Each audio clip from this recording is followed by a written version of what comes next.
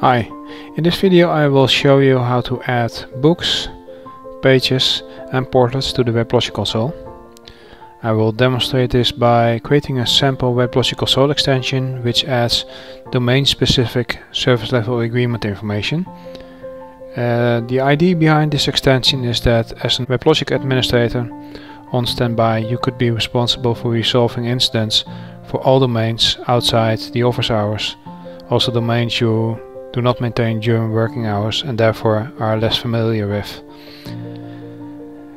When called as a standby, the first action you probably will take is logging onto the Weblogic Console to determine the status of the domain and its deployments.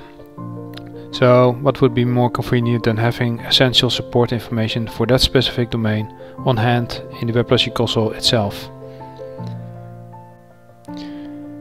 When adding content to the Weblogic Console, it has to add or replace content to an extension point which is a uniquely labeled UI control.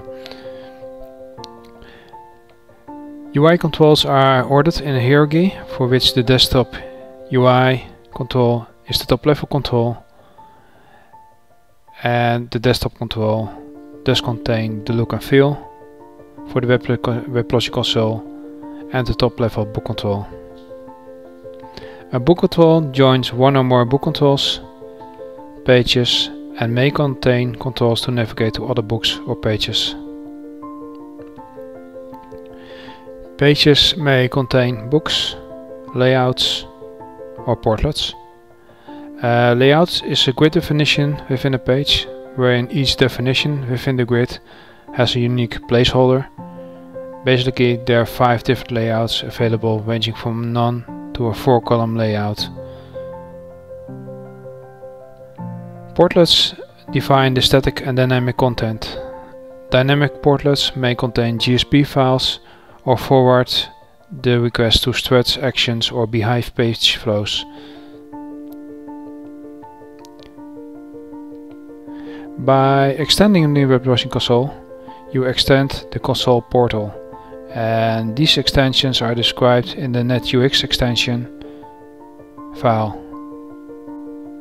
Let me start by creating a new web application project, which will be the base of our new Weblogic Console extension. And let me give it a logical name.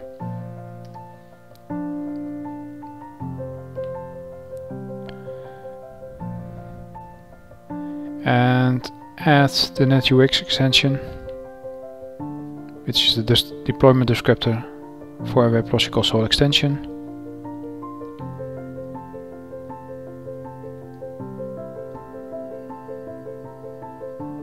And add the build, look and feel and task, which helped me compiling and deploying the Weblogic Console extension to the Weblogic server. Now I can initialize the project, which will set up the basic structure of the Weblogic Console extension. So I talked about extension points earlier and told you that extension points are uniquely labeled UI controls. To find these extension points, log on to the Weblogic Console.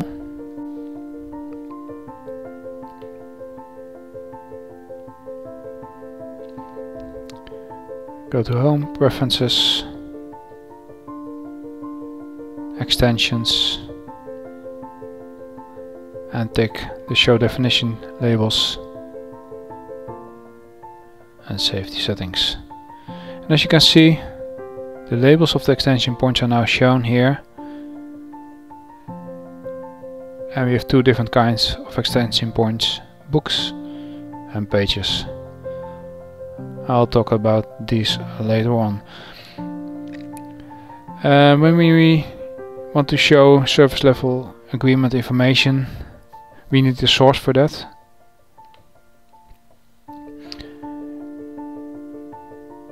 I use a simple bash web server which can return JSON formatted data when a JSON request is made. So let me start the server.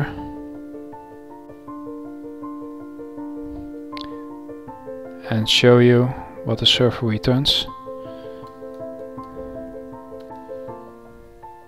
And as you can see here, a JSON array is returned. In this case it's single, but you can return information from multiple domains. This defines domain name and shows here a description, department name, location information, contacts, and support information, and some notes about this domain, my domain. When adding pages containing generic domain information, this location seems to be a good location. As you can see, the core domain configuration general book has a child book.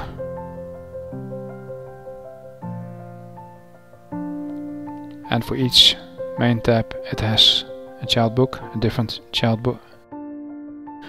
It shows here pages, but actually these tabs are books. This is a bug in the Weblogic Console. Each main tab may have one or more subtabs, which are pages, as you can see here. This one has more. So you can have one main tab which is a book, and the subtabs are pages. In this demo I will be adding one extra main tab here with two subtabs. So the first thing we have to do is add a book to the core domain config general book by creating a book extension element in the NetUX extension XML.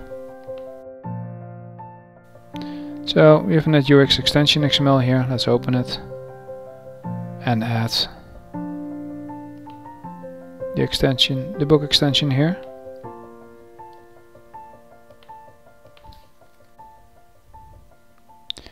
So as you can see here, we'll be adding a book extension and append it to the core domain config general book with a book location which is located in the controls domain info.book. Now the book extension is added to the NetUX extension. The book file has to be added at the location defined here, controls. So it's always a good practice to keep extension files separate from the original look and feel or Weblogic Console extension. And therefore I will be create a new folder here, controls, and create the domain info book here.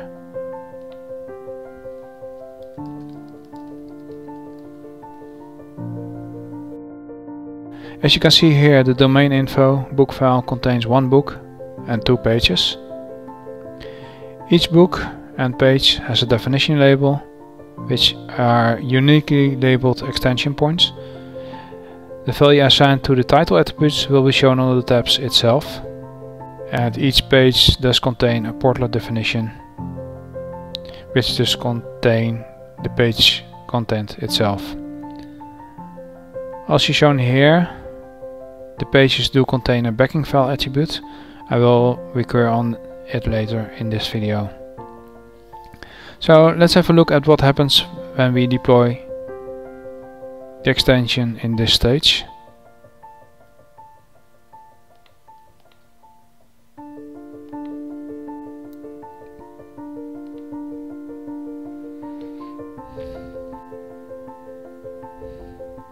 So we have added a book extension to the NetUX extension.xml and a book file containing a book and a definition for two pages.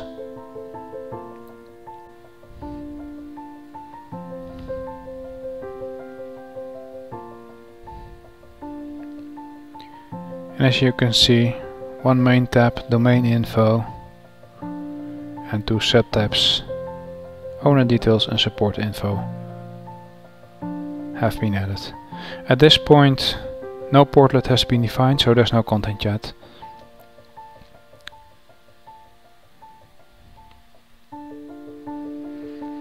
The content of the pages is provided by Portlets.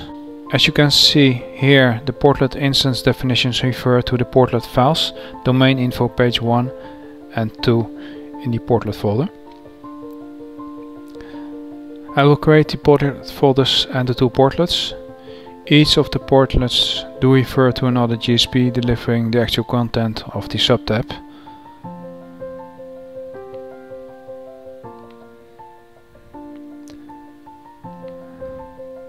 So let me add the Portlets folder here and create the Portlet files itself.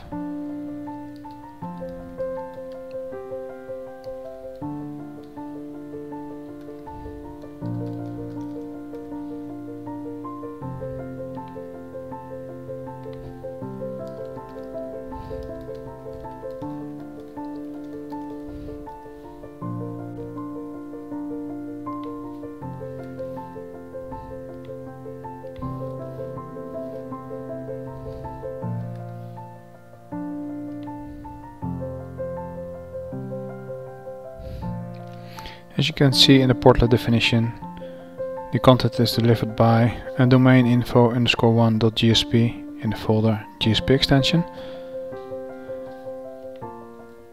Before I will create the GSP files which deliver the content of the Portlets, I will show you how the domain name is retrieved.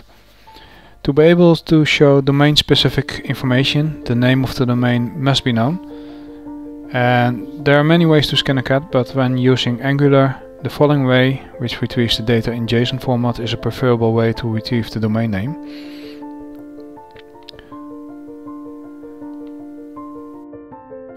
When making this request, the localization information, username and the domain name are returned in a JSON structure.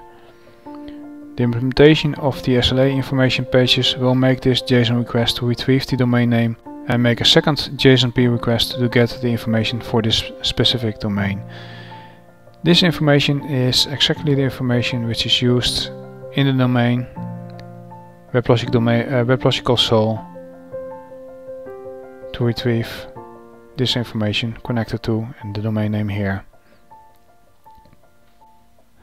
I could now create one or two simple GSP files live in this demo as a content for the Portlets, but prepared some more extensive GSPs and we'll copy those in place. So first create a folder for GSP files.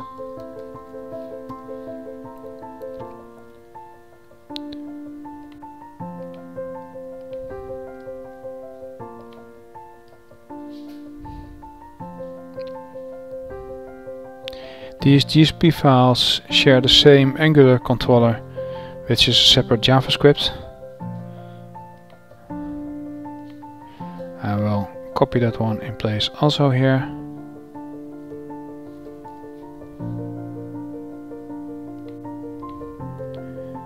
And because we're using Angular, we also have to add the Angular JavaScript to the project. Both GSP files are similar. On initialization, the request type and URLs are set for this web server providing the domain information, and also the URL for the toolbar is provided. The Angular application periodically retrieves the information from the web server and refreshes the content on the pages if some service level agreement has been changed. So you can see here that we are showing the domain description, some information, and the other domain info GSP files will show similar information. So now we have added the book, Portlets and content. We can build it and deploy it to the Weblogic Console and see if it all fits together.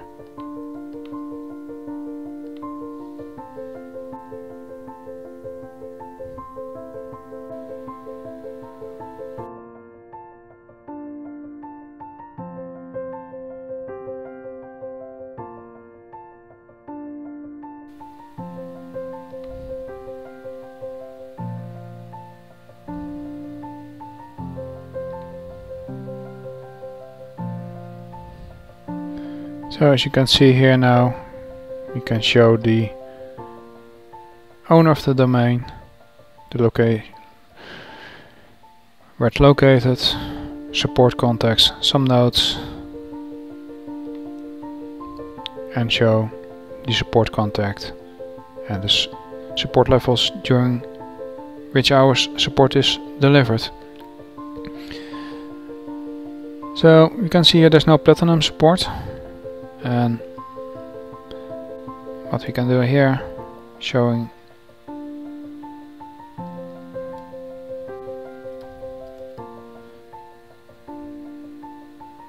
when we change the information in the JSON file,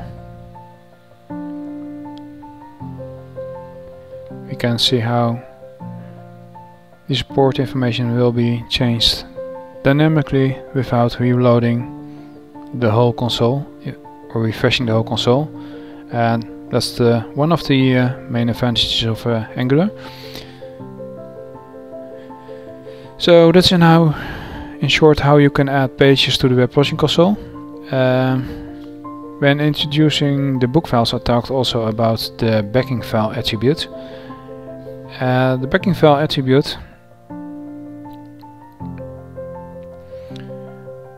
reference backing class, which can be used to add a node to the domain structure and link this node to a page.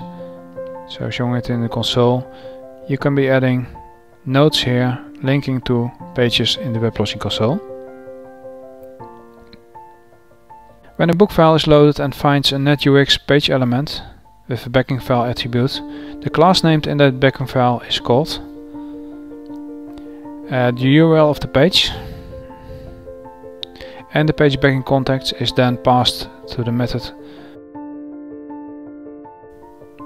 get3 extension of the class extending the nav3 extension backing class. This method returns a nav3 extension event for which the nav3 portlet listens for. The nav3 portlet listens for objects of the class nav3 extension event and adds these objects as nodes on initialization. If you want a node structure instead of a single node,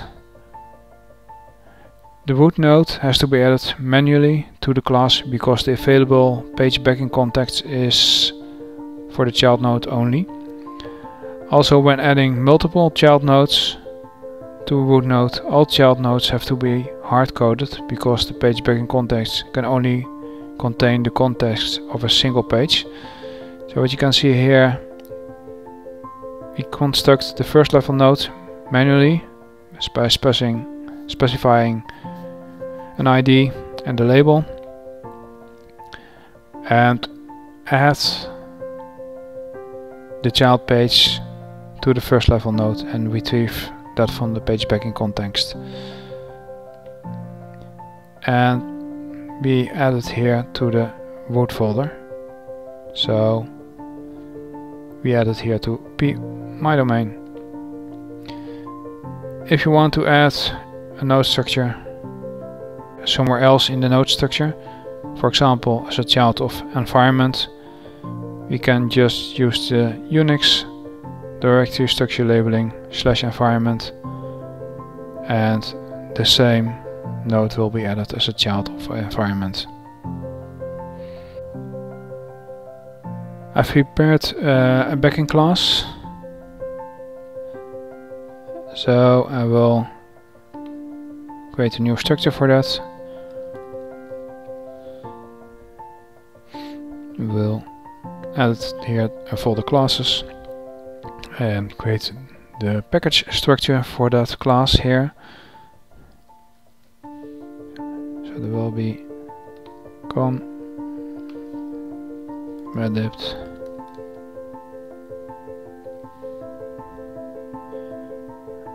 and then label it console extension.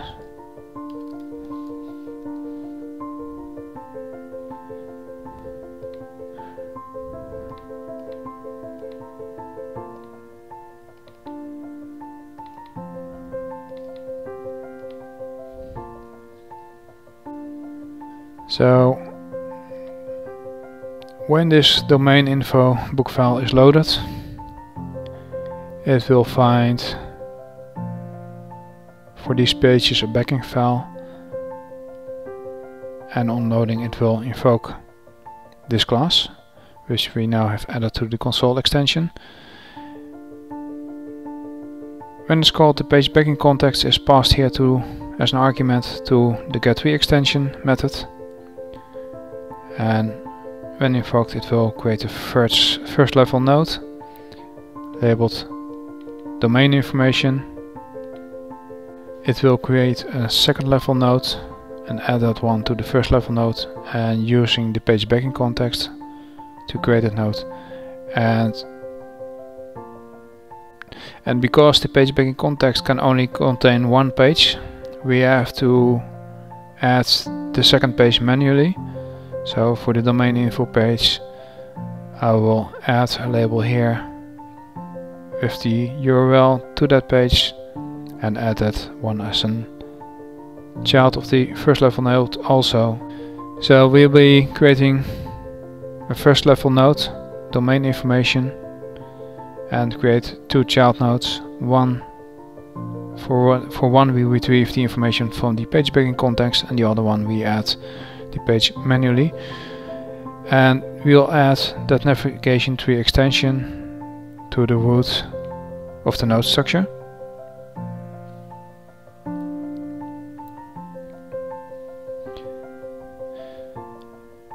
So let me build and deploy it again.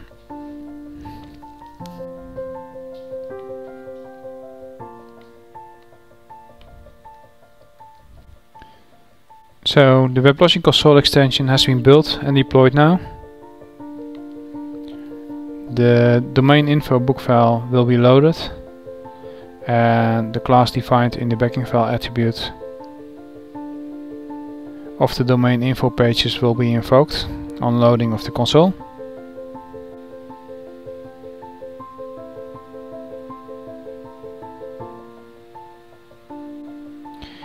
And as you can see, it will add a domain node and two child nodes to the domain structure. So you can get all the necessary service level agreement information in one click.